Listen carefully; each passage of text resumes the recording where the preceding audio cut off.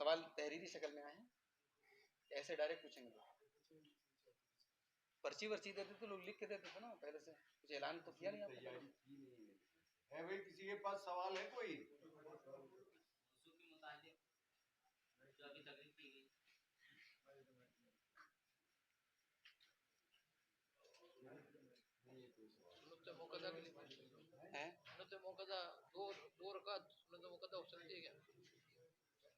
سنت مؤکدہ کے بارے میں یہ چچا جان سوال کر رہے ہیں کہ سنت مؤکدہ کس کو کہتے ہیں؟ دیکھیے پانچوں ٹائم کی نماز میں 12 رکعت نماز ایسی ہے جس کی پیارے نبی صلی اللہ علیہ وسلم بہت پابندی کرتے تھے اور آپ نے پابندی کرنے کا حکم بھی دیا ہے۔ وہ 12 رکعت نمازیں کون کون سی ہیں؟ فجر کے پہلے کی 2 رکعت سنت ہے، ظہر کے پہلے 4 رکعت سنت ہے اور ظہر کے بعد 2 رکعت سنت ہے، اور اسی طریقے سے مغرب کے بعد 2 رکعت سنت ہے اور عشاء کے بعد 2 رکعت سنت ہے۔ یہ ٹوٹل 12 رکعت سنت ہے اور اس کو سنت مؤکدہ بھی کہتے ہیں، اس کو سنن رواتب بھی کہتے ہیں، اور اس کی پابندی کرنے پر اللہ کے پیارے نبی کی حدیث ہے صحیح مسلم کی، انشاءاللہ جنت میں ایک مکان ملے گا۔ اللہ ہم سب کو اس کی پابندی کی توفیق۔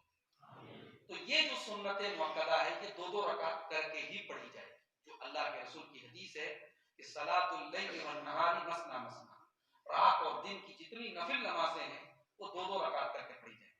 تو زیادہ افضل یہی ہے کہ یہ 2 رکعت کر کے پڑھی جائیں، ظہر کے پہلے کی جو 4 پڑھی جائیں وہ 2 کر کے ہی پڑھی جائیں۔ جناب ایک کا سوال ہے کہ علم حاصل کرنا فرض ہے یا سنت؟ دیکھیے علم 2 طرح کا ہوتا ہے، ایک علم وہ ہے جو دین کے اندر ضروری علم ہے، جیسے توحید کا علم۔ ہماری زندگی کا جو مقصد ہے ایک اللہ کی عبادت۔ اب اللہ کون ہے، اللہ کی صفات کے بارے میں قرآن کیا کہتا ہے، حدیث کیا کہتی ہے، کون سا کام شرک ہے، تو یہ جو بیسک باتیں ہیں یہ علم حاصل کرنا تو ہم سب کے لیے فرض ہے، کمپلسری ہے، مرد کے لیے بھی عورت کے لیے۔ نماز 5 ٹائم کی اس کا ضروری طریقہ، وضو کا جو طریقہ ہے، وضو کے جو مسائل ہیں ضروری مسائل، غسل کا طریقہ، پاکی ناپاکی کے ضروری مسائل، روزے کے ضروری مسائل، حج اور زکوٰۃ کے ضروری مسائل جن کا تعلق ہمارے فرائض سے، اتنا علم تو آپ سب کو حاصل کرنا فرض ہے، کمپلسری۔ باقی ایک ہوتا ہے دین کا تفصیلی علم۔ اب قرآن کی آیتیں ہیں، قرآن کی ہر آیت کی تفسیر ہوتی ہے، اب وہ جو ڈیپلی نالج ہے، جو تفصیلی علم ہے، جو پورے ویورن کے ساتھ اور تفصیل کے ساتھ جو علم ہے، وہ سب کی ذمہ داری نہیں ہے۔ امت کے اندر ایک گروہ، ایک طبقہ ایسا علماء کا ہو جو وہ پختہ علم حاصل کرے اور اس کی روشنی میں لوگوں کی رہنمائی کرے گا۔ کے لیے ہاتھ اٹھا کے دعا مانگنا چاہیے۔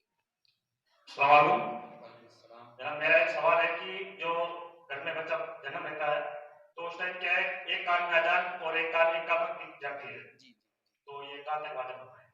صحیح ہے۔ دیکھیے بچے کے کان میں جو اذان دی جاتی ہے پیدا ہونے کے بعد، تو بھائی نے یہ پوچھا کہ ایک کان میں اذان دی جاتی ہے ایک کان میں اقامت دی جاتی ہے، یہ عمل کیسا ہے؟ تو دیکھیے جس حدیث میں ایک کان میں اذان کا اور ایک کان میں اقامت کا ذکر ہے وہ حدیث تو موضوع حدیث ہے، ٹھیک ہے؟ تو یہ تو بالکل غلط طریقہ ہے، موضوع روایت ہے۔ البتہ جس حدیث میں صرف اذان کا ذکر ہے اس حدیث کو بہت سارے محدثین نے ضعیف قرار دیا، لیکن علامہ ابن عثیمین وغیرہ کا ایک اس حدیث کے اوپر ایک کمنٹ ہے، تبصرہ ہے، ان کا یہ کہنا ہے کہ دیکھو بھائی حدیث تو ضعیف ہے، لہذا یہ سنت تو نہیں ہے۔ اگر کوئی آدمی اس کو سنت سمجھتا ہے، جیسے ہمارے یہاں عوام میں بہت سارے لوگ یہ سمجھتے ہیں کہ وہ بچے کے کان میں جو اذان دی جاتی ہے نا اس کا تعلق جنازے کی نماز سے، بہت سارے لوگ ایسا سمجھتے ہیں، وہ سمجھتے ہیں کہ جیسے جنازے کی نماز میں کوئی اذان نہیں ہوتی تو اس کی وہ اذان دی جا رہی ہے بچے کے کان میں، تو یہ تو بکواس بات ہے، غلط بات ہے۔ تو بچے کے کان میں اذان دینا سنت نہیں ہے، ضروری نہیں ہے، لیکن اگر آپ بچے کے کان میں اذان دے رہے ہیں سنت سمجھ کے نہیں دے رہے ہیں، اس مقصد کے تحت دے رہے ہیں کہ میرے بچے کے کان میں پہلی جو آواز پہنچے وہ اللہ کی توحید کی پہنچے، اللہ کی بڑائی کی پہنچے، نبی کی رسالت کی پہنچے، اس مقصد کے تحت اگر آپ اذان دیتے ہیں کوئی مسئلہ نہیں، کوئی حرج کی بات نہیں۔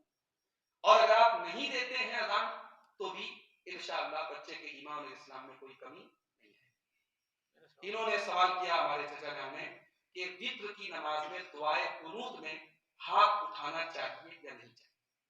پیارے نبی صلی اللہ علیہ وسلم سے اس بارے میں کوئی وضاحت نہیں ملتی. صحابہ کرام کا عمل ملتا ہے کہ صحابہ کرام نے ہاتھ اٹھایا. لہٰذا اگر ہم ہاتھ اٹھا کے دعائے قنوت پڑھتے ہیں صحیح ہے، کوئی مسئلہ نہیں ہے. اگر ہم رکوع کے پہلے مان لیجیے، رکوع کے پہلے بھی پڑھ سکتے ہیں، رکوع کے بعد بھی پڑھ سکتے ہیں. اگر ہم رکوع کے پہلے پڑھتے ہیں اور ہم ہاتھ باندھے باندھے ہم نے سورہ فاتحہ پڑھ لی، ہم نے سورہ قدر پڑھ لی، ہم نے سورہ اخلاص پڑھ لی، اس کے بعد ہم نے ہاتھ باندھے باندھے ہم نے دعائے قنوت پڑھ لی تو بھی کوئی مسئلہ نہیں. ہاتھ اٹھا کے پڑھ لی تو بھی کوئی مسئلہ نہیں. لیکن ہاں، الگ سے رفع یدین کرنا اور پھر سے ہاتھ باندھنا یہ ثابت نہیں، نہ رکوع کے پہلے نہ رکوع کے بعد. ٹھیک ہے، ہاتھ اٹھا کر کے بھی پڑھ سکتے ہیں، بغیر ہاتھ اٹھائے ہاتھ چھوڑ کے بھی پڑھ سکتے ہیں، اور ہاتھ باندھے باندھے بھی پڑھ سکتے ہیں. عورتوں کا اسلام میں کیا کردار ہے؟ اکثر عورتیں سوال کرتی ہیں جی تو برقعے میں رکھا جاتا ہے. جی اور بہت سارے بھائی نے بہت اچھا سوال کیا کہ عورتوں کا اسلام میں کیا کردار ہے. بہت ساری عورتیں سوچتی ہیں اور بولتی ہیں کہ ہم کو تو برقعے میں رکھا گیا، ہم سے تو کوئی کام لیا نہیں جا رہا. میں کہتا ہوں عورت سے وہی کام لیا جائے گا جو حضرت خدیجہ سے لیا گیا. کہ حضرت خدیجہ برقعے میں نہیں رہتی تھی، حضرت فاطمہ برقعے میں نہیں رہتی تھی، حضرت عائشہ برقعے میں نہیں رہتی تھی. یہ امت کی سب سے بہترین عورتیں ہیں. انہوں نے برقعے اور نقاب کے اندر رہ کر کے دین کا علم حاصل کیا، دوسری عورتوں کو دین کا علم سکھایا، اپنے بچوں کی اچھی تربیت کی، اپنے شوہر کا حق ادا کیا. اور ایک عورت کے لیے اگر اتنا کر لے وہی کافی ہے. اور یہ عورت کی بہت بڑی قربانی ہے میرے بھائی. ہم دنیا میں جن بڑی بڑی ہستیوں کو جانتے ہیں، ان بڑی بڑی ہستیوں کو بڑی بڑی ہستی بنایا کس نے بھائی؟ ان کی ماں نے بنایا. امام بخاری کیوں بنے؟ کیونکہ ان کی ماں نے اپنے بچے کو بچپن سے دین کی اور علم کی محبت اپنے بچے کے دل میں ڈالی. تو عورت کبھی یہ نہ سمجھے میرا رول کم ہے، تو گھر کے اندر رہ کر کے بھی بہت بڑا کام کر رہی ہے. ضروری نہیں ہے کہ عورت کیمرے کے سامنے آئے تبھی وہ بڑا کام کر رہی ہے. کچھ کام ایسے ہوتے ہیں جو گھر کے اندر ہوتے ہیں اور گھر کے باہر کے کاموں سے بڑے کام.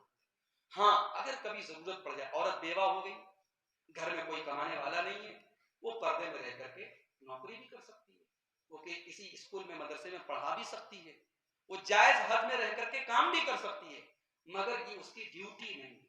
عورت کو اللہ تعالیٰ نے کمانے کا پابند نہیں بنایا، کمانے کی ذمہ داری مرد کی ہے. اور یہ بھی اللہ تعالیٰ کی طرف سے عورت کے لیے ایک رحمت ہے، ایک چھوٹ ہے.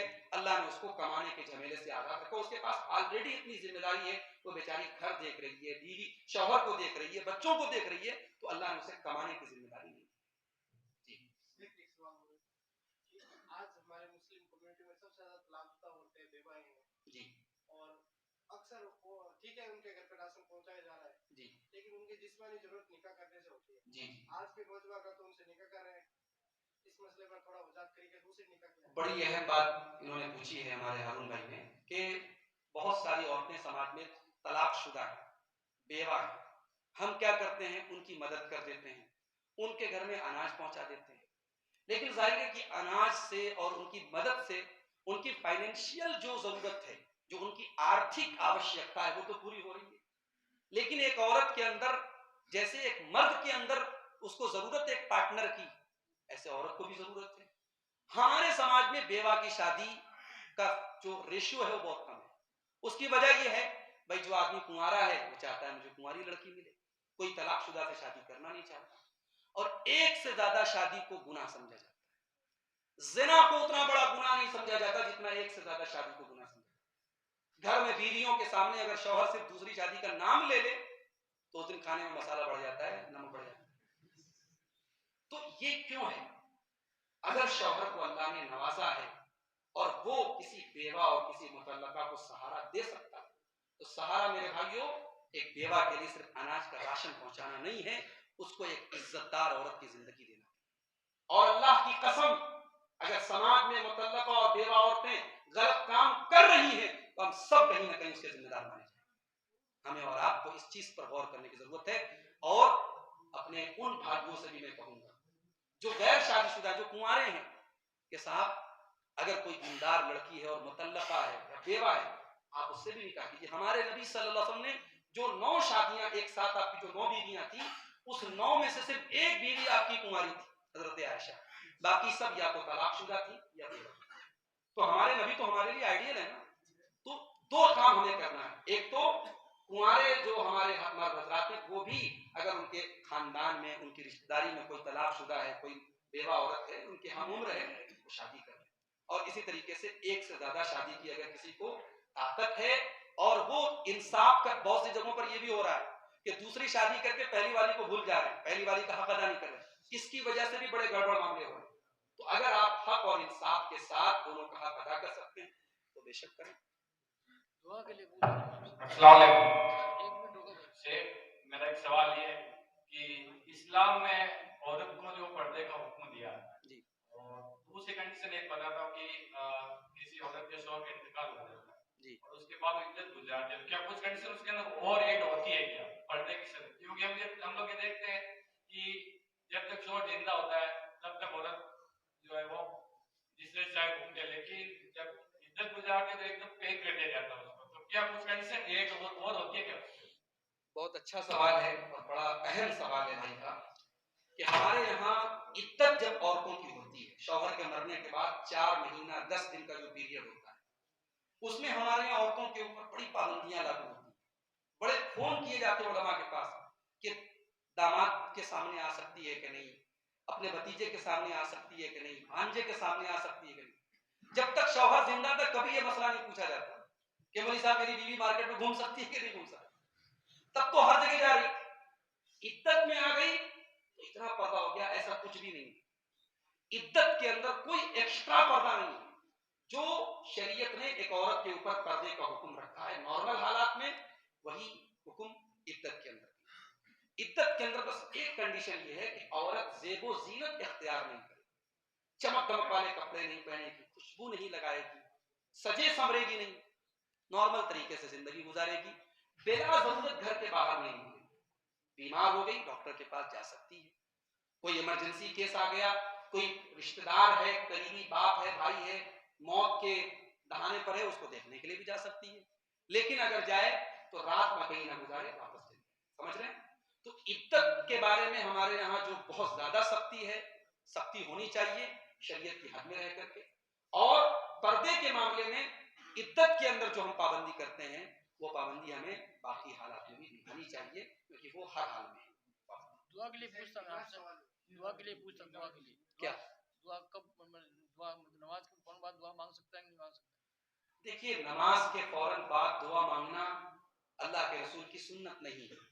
ऐसी कोई सही हदीस नहीं है कि अल्लाह के प्यारे नबी सल्लल्लाहु अलैहि वसल्लम हर फर्ज नमाज के बाद दुआ मांगते। लेकिन दुआ के लिए कोई टाइम भी खास नहीं है। दुआ एक अल्लाह की इबादत है, बंदे और अल्लाह के दरमियान का एक ताल्लुक है। भाई हमें अल्लाह से मांगना है, हम कभी भी मांग सकते हैं, कोई मनाही भी नहीं है। तो जो लोग बिल्कुल कभी नमाज के बाद दुआ नहीं करते, कभी भी दुआ नहीं करते, वो भी गलत कर रहे हैं कि भाई आपको बहुत सारी जरूरतें आप अल्लाह से मांग सकते हैं, आप दुआ ही कभी नहीं करते। और बाज लोगों ने नमाज के बाद दुआ को जरूरी समझ लिया और इमाम साहब हाथ उठाए हैं और सारे मुक्तदी भी हाथ उठाए हैं, और जब तक इमाम साहब हाथ ना गिरा ले सारे मुक्तदी हाथ नहीं गिराते, ये तरीका भी गलत है। तो दुआ बहरहाल फर्ज नमाज के बाद कोई सुन्नत और जरूरी नहीं है, अगर आप करना चाहें तो कर सकते हैं, कोई हर्ज की बात भी नहीं। आजकल के बच्चे जो स्टेटस जन्मदिन का लगाते हैं शौक से, उसके बारे में मैं क्या बताऊं। हमारे नबी सल्लल्लाहु अलैहि वसल्लम की जिंदगी में जाहिर है आप 63 साल की आपने उम्र पाई है, और नबूवत के बाद 23 बार आपका जन्मदिन आया, लेकिन आपने कभी नहीं मनाया। आप अपने नवासे हसन और हुसैन से बहुत मोहब्बत करते थे, कभी आपने उनके जन्मदिन की मुबारकबाद नहीं दी, कभी उनको कुछ मिठाई नहीं खिलाई। हमारे नबी हमारे लिए नमूना है। ये जन्मदिन मनाना और ये मैरिज एनिवर्सरी मनाना, ये सालगिरह मनाना, ये सब गैरों के तरीके हैं जो हमारे समाज में राइज हो गए और हम भी उसको फॉलो करते हैं। हमें इन सब से बचना चाहिए। नबी की वो हदीस हमेशा याद रखें, मन तशब्बह बिकौमिन फहुवा मिनहुम, जो किसी कौम की नकल करेगा वो उन्हीं में से है। औरत अपने घर की छत पर बगैर पर्दा किए नमाज पढ़ सकती है, बिल्कुल पढ़ सकती है, लेकिन अगर आसपास में गैर महरम लोग भी रहते हैं छत पर और इस बात का अंदेशा है कि वो नमाज पढ़ेगी तो लोगों की नजर पड़ेगी, तो ऐसी सूरत में वो घर के अंदर नमाज पढ़े, ठीक है। लेकिन अगर वो उसकी छत मकान की ऊंची है या नमाज के टाइम इसमें देख लिया कि आसपास में कोई नहीं है, तो खुली छत पर भी नमाज पढ़ सकती है, कोई हरज की बात नहीं है। हैज की अक्सरे और अकल्ले मुद्दत क्या है? यानी एक औरत को हैज मिनिमम कितने दिन आ सकता है, मैक्सिमम कितने दिन आ सकता है? सही बात यह है कि हैज की मिनिमम और मैक्सिमम कोई मुद्दत का सबूत नहीं मिलता है। जब तक औरत को हैज का खून आ रहा है और उसकी जो निशानियां हैं हैज के खून की, जिसको औरतें जानती हैं, अगर वही ब्लड आ रहा है तो उसको हैज माना जाएगा, और अगर दूसरे टाइप का ब्लड आ रहा है तो फिर उसको इस्तिहाजा माना जाएगा। तो जब तक हैज का खून आएगा औरत उन पाबंदियों में रहेगी जो शरीयत ने उसके ऊपर रखी हैं। जब उस टाइप का ब्लड नहीं आएगा तो फिर वो अपने आप को पाक मानेगी, वो गुस्ल करेगी और नमाज पढ़ेगी, उसको इस्तिहाजा का ब्लड माना जाएगा। सूती और नायलॉन मोजे में मसा हो सकता है। हदीस में दो टाइप के मोजे का जिक्र है, एक खुफैन का जिक्र है, एक जौरबैन का जिक्र है। खुफैन कहते हैं चमड़े के मोजे को और जौरबैन कहते हैं कपड़े के मोजे। तो कपड़े के मोजे में नायलॉन और सूती मोजे भी शामिल हैं। शर्त यह है कि जितना आपके पैर का हिस्सा वजू में धुलना जरूरी है उतने हिस्से को वो मोजा कवर करता है। अगर आपका मोजा इतना छोटा है कि टखना नहीं ढप रहा है तो उस मोजे पर आप मसा नहीं करेंगे।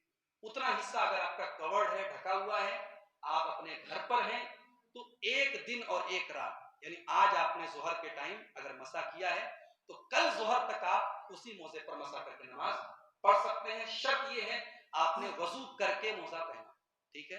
सफर की हालत में आप ये काम 3 दिन और 3 रात कर सकते हैं, तो नायलॉन और सूती पर भी आप मसा कर सकते हैं।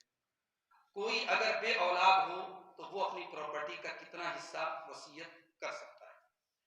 देखिए, अगर किसी की औलाद नहीं है, ठीक है, तो ऐसा नहीं कि उसका कोई वारिस नहीं है। औलाद न होने की सूरत में बाप वारिस बनता है, भाई वारिस बनते हैं, बहन वारिस बनती है।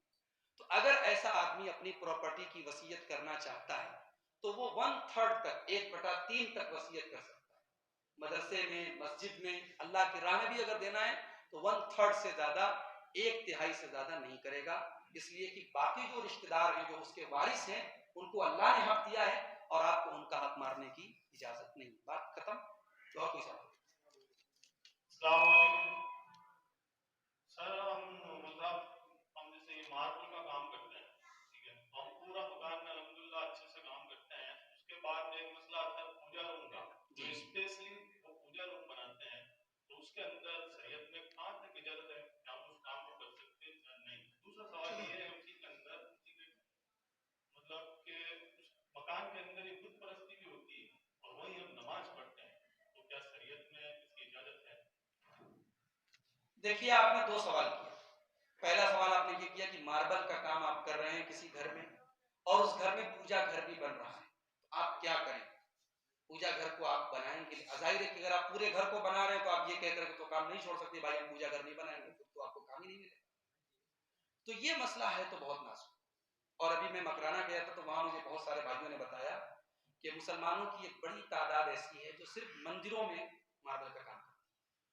तो मैं समझता हूं कि इस मसले पर जो आपके इलाके के उलमा हैं उनको गौर करने की जरूरत है, इसलिए कि हमें इस मुल्क में रहना भी है और हम ये कह करके तो कारोबार नहीं कर सकते ना कि हम सिर्फ मुसलमान से कारोबार करेंगे। भाई हम बिजनेस कर रहे हैं तो हिंदू से, गैर मुस्लिम से भी करेंगे, लेकिन हमें उस आयत को हमेशा अपने सामने रखना चाहिए कि वला ताआवनु अलल इस्मि वल उद्वान, गुनाह के और गलती के, ज्यादती के काम में हमारा सपोर्ट नहीं होना चाहिए।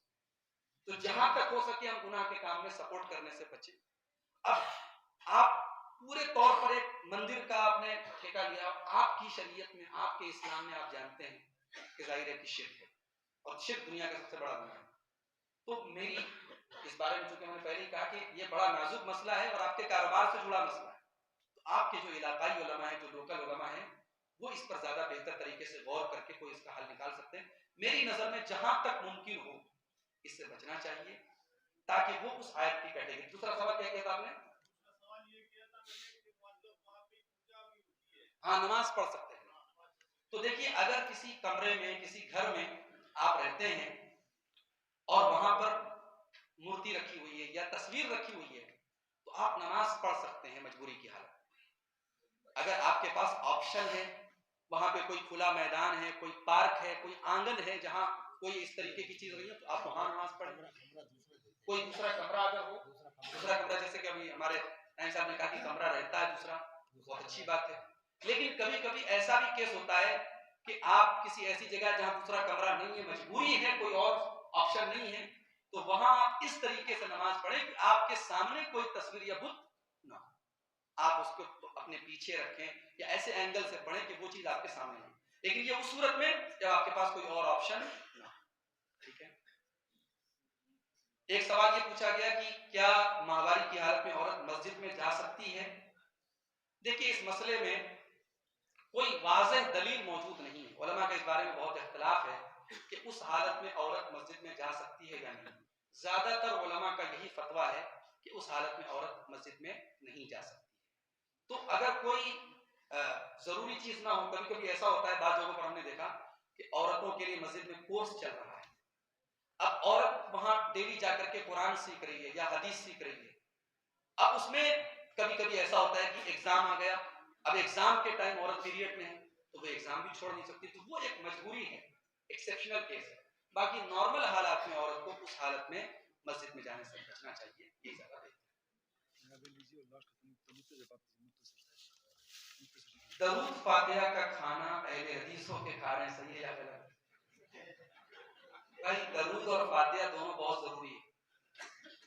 فاتحہ کے بغیر بھی نماز نہیں اور درود کے بغیر بھی نماز نہیں. ٹھیک ہے. سورہ فاتحہ تو ہمارے یہاں نماز کا رکن ہے، لیکن ایک فاتحہ جو ہمارے بھائیوں کے یہاں رائج ہے، جو ایک شکل دے دی گئی کہ کھانے پینے کی چیز پہ سورہ فاتحہ پڑھا جا رہا ہے اور چاروں کل پڑھا جا رہا ہے اور درود شریف پڑھا جا رہا ہے اور پھر اس کا ثواب جو ہے وہ کسی کو بخشا جا رہا ہے، تو یہ جو شکل ہے یہ قرآن اور حدیث سے ثابت نہیں ہے. تو جب یہ قرآن و حدیث سے ثابت نہیں ہے تو یہ بدعت ہے، اور اس عمل سے ہمیں پرہیز کرنا چاہیے، اور اس عمل میں کسی بھی طریقے کے سپورٹ سے بھی پرہیز کرنا چاہیے. ٹھیک ہے. جی. قبرستان جاتے ہیں تو وہاں کیا پڑھتے ہیں، میت کے لیے کیا دعا کرتے ہیں؟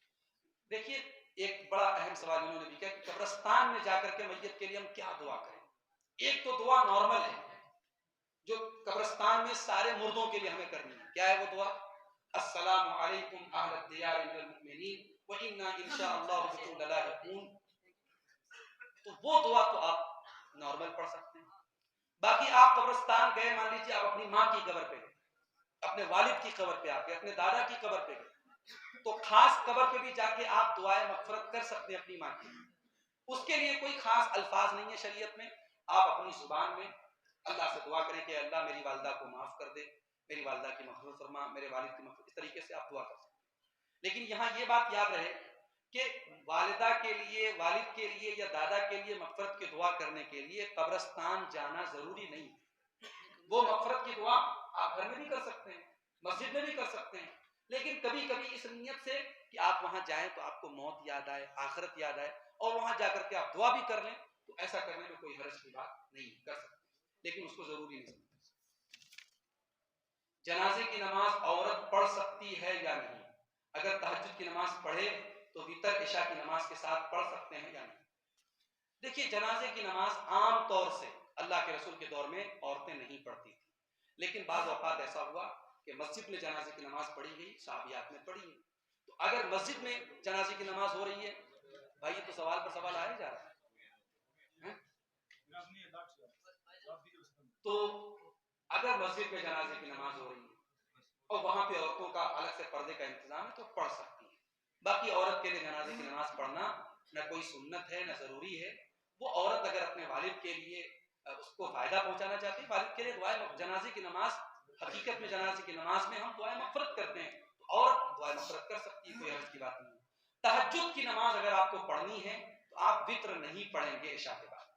عشاء کے بعد آپ وتر نہیں پڑھیں گے، آپ تہجد کے بعد وتر پڑھیں گے. ہاں اگر آپ نے وتر کی نماز پڑھ لی، آپ کا پہلے سے ارادہ نہیں تھا تہجد پڑھنے کا، آپ نے پڑھ لی عشاء کے بعد وتر کی نماز، پھر رات میں اچانک آپ کی نیند کھل گئی یا آپ کا ارادہ بن گیا، تو آپ تہجد پڑھیے. دوبارہ آپ کو وتر پڑھنے کی ضرورت نہیں ہے، آپ 8 رکعت تہجد پڑھ لیجیے. ٹھیک ہے. ایک رات میں 2 وتر نہیں پڑھی جائے. آپ نے ایک بار پڑھ لی تو دوبارہ آپ وتر نہیں پڑھیں. لیکن اگر آپ کا ارادہ ہو تو آپ پہلے وتر پڑھ لیں. ٹھیک ہے. اللہ سے دعا کرتے ہیں کہ اللہ تعالیٰ جو باتیں میں نے بیان کی ہیں، اللہ تعالیٰ اگر اس میں کوئی غلطی اور کوتاہی ہوئی اس کو معاف فرمائے. اللہ تعالیٰ ہم سب کو حق پر چلنے کی اور حق کو قبول کرنے کی توفیق دے. اللہ تعالیٰ ہمیں علماء حق کے ساتھ جڑے رہنے کی توفیق دے. آمین. وآخر دعوانا الحمدللہ.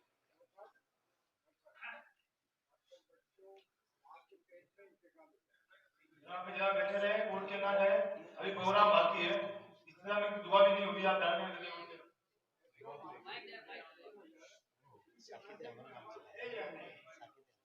اور دوسرا سوال ہے اپنا رشتے دار خاص طور پہ بھائی لوگ ہیں لوگ ماں ہو اس وقت جماعت کا ٹائم ہوتا ہے گھر والے کو مطلب جماعت ادا کرنی چاہیے یا اس وقت کی رک کب جو ہوتی ہو اس کو وہاں ہونا چاہیے. پہلا سوال آپ کا سمجھ میں آیا. دوسری بات نہیں سمجھ میں کیا پوچھنا چاہ رہے ہیں. ان کا کہنے کا مطلب یہ ہے کہ اگر کسی کا انتقال ہو رہا ہو اور جماعت کا ٹائم ہو رہا ہو تو اس وقت دونوں میں سے کس کے پاس رہنا بہتر رہتا ہے؟ دیکھیے کسی کا انتقال اگر ہو رہا ہے تو اس کے پاس جانے سے اس کو تو کوئی فائدہ نہیں ہو جائے گا نا. نماز کا ٹائم آپ نماز کی طرف جائیے. اگر آپ کے نماز پڑھنے کے دوران اس کی روح نکل بھی گئی تو اس سے اس کا کوئی نقصان تھوڑی ہونے والا ہے. لیکن آپ نے اس کی وجہ سے اگر جماعت چھوڑ دی تو آپ کا نقصان ہے. جی دیکھیے ماں کا تو مسئلہ ہے کہ اس کے لیے جماعت کا کوئی مسئلہ ہے نہیں. تو گھر میں کبھی بھی پڑھ سکتی ہے. آپ کا حکم ایسا ہے کہ جیسے نماز پڑھ رہا اور ماں آواز لگائی جی اس وقت نماز کو چھوڑ کے ماں کے پاس جاؤ. اچھا پھر روح قبض ہو رہی ہے اس وقت. جی اس وقت ماں بیٹے کو کچھ کہنے کی تمنا رکھتی ہے اس کو کچھ بھی نہیں رہا ہے. جی ادھر ادھر نماز ہو رہی ہے. جی دونوں کے درمیان کیا کریں؟ دیکھیے جماعت اگر شروع ہو چکی ہے تو مرد کے لیے تو جماعت ضروری ہے. اور یہ کوئی ایسا ایشو نہیں ہے, کوئی ایسا معاملہ نہیں ہے جس کی وجہ سے وہ جماعت کو ترک کرے. ٹھیک ہے. پہلا سوال جو آپ نے کیا تھا کہ بچہ اگر ماں کے پیٹ میں انتقال کر جائے تو اس کی جنازے کی نماز پڑھی جائے گی یا نہیں پڑھی جائے گی. اس بارے میں کچھ حدیثیں ہیں جس میں یہ وضاحت ہے کہ اگر بچہ پیدا ہونے کے بعد اس کے اندر زندگی کا کچھ اثر رہا ہے, یعنی بچہ پیدا ہوا اور تھوڑا سا رو دیا یا آواز نکال دی اس کے بعد مر گیا تو اس کی جنازہ پڑھی جائے گی ورنہ نہیں پڑھی جائے گی. مگر اس طریقے کی جو بھی حدیثیں ہیں وہ ضعیف ہیں. اسی لیے علامہ البانی رحمۃ اللہ علیہ کا جو موقف ہے وہ دلیل کے اعتبار سے زیادہ مضبوط ہے. وہ یہ کہتے ہیں کہ اللہ کے رسول نے فرمایا, بخاری اور مسلم کی حدیث ہے, کہ بچہ جب ماں کے پیٹ میں ہوتا ہے تو 4 مہینے کے بعد اس کی روح اس کے اندر پھونک دی جاتی ہے. تو لہٰذا اگر 4 مہینے کے بعد کا بچہ مرا ہوا پیدا ہو رہا ہے, 6 مہینے پر مرا ہوا پیدا ہو رہا ہے, 7 مہینے پر مرا ہوا پیدا ہو رہا ہے, اس بچے کی جنازے کی نماز ضروری نہیں ہے. نہیں بھی پڑھیں گے تو کوئی گناہ نہیں ہوگا, لیکن پڑھ لیں تو بہتر ہے. ٹھیک ہے. اور اگر بچہ زندہ پیدا ہوا ہے 1 ہی منٹ کے لیے صحیح تو اس پر تو کسی کا اختلاف نہیں, اس پر تو جنازہ پڑھنی چاہیے. لیکن اگر مرا ہوا نہیں پیدا ہوا ہے اور 4 مہینے کے بعد کا وہ پریگننسی تھی, حمل تھا, گربھ تھا, تو اس کی جنازے کی نماز پڑھنی چاہیے. یہی زیادہ صحیح اور مضبوط ہے. ٹھیک ہے.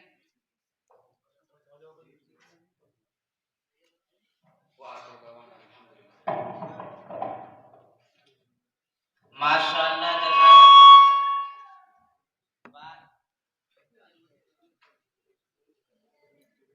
بارک اللہ فیکم. اللہ تعالی مزید شیخ کے علم میں برکت عطا فرمائے اور مزید شیخ کے ذریعے اسلام کی خدمت دے. میرے بھائیوں, وقت بہت زیادہ ہونے جا رہا ہے, اس لیے میں آپ لوگوں کا وقت نہ لیتے ہوئے تاثرات پیش کرنے کے لیے سب سے پہلے شیخ عبدالحفیظ صاحب جو جمعیت اہل حدیث راجستھان کے ناظم ہیں, شیخ سے ادباً گزارش کرتا ہوں کہ شیخ کچھ تاثرات پیش کریں. السلام علیکم ورحمۃ اللہ وبرکاتہ. السلام علیکم ورحمۃ اللہ وبرکاتہ. الحمدللہ والصلاۃ والسلام علی رسول اللہ. آباب جماعت, آج آپ نے جو یہ پروگرام منعقد کیا اس سے تو دل پاک ہوا, لیکن जमीयत अहले हदीस मेड़ता के ताल्लुक से उनके मशहूर होना पड़ता है। पूरे राजस्थान में जमात की मस्जिदों का जाल बिछड़ा है। 100 साल से मेड़ता में एक ही मस्जिद है और ये बड़े दुख की बात है। 10 साल हुए अभी रतनगढ़ में जमात कायम हुए, वहां 3 मस्जिद रतनगढ़ में। जिस वक्त मेड़ता में 100 साल पहले एक मस्जिद थी, मकराने में भी एक मस्जिद थी, हमारे अभी 75 से 85 तक उस मस्जिद के इमाम भी रहे और इन्हीं के हाथों दूसरी मस्जिद में अहले हदीस इमाम रहा। आज अल्हम्दुलिल्लाह कल ही 7वीं मस्जिद की तामीर के लिए दूसरी मंजिल की